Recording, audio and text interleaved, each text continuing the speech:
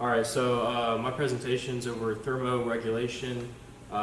So basically what it is, thermoregulation is the ability of an organism to keep its body temperature within a certain range of the surrounding temperature, as the surrounding temperature differs.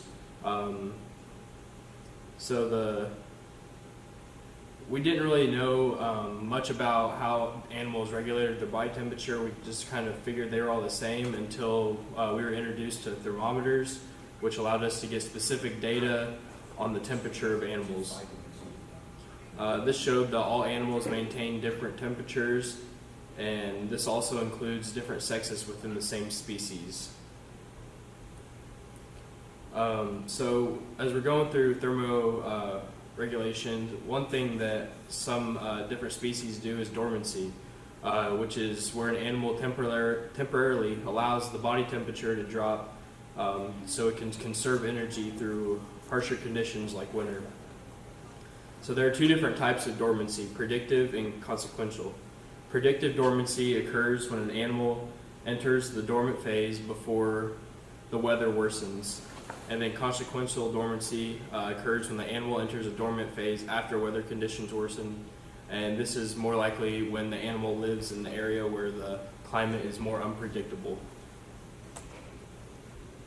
Homeostasis is a state of dynamic stability in which an organism's internal conditions are maintained.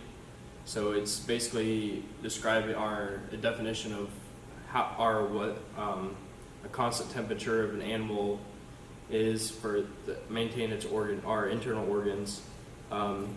If the body is unable to maintain its normal temperature, one of two things can happen: hyperthermia, which is when the body temperature increases significantly above its normal levels, and then hypothermia, which is when the body temperature decreases below its normal levels, and this causes the body temperature to decrease faster than it can produce it.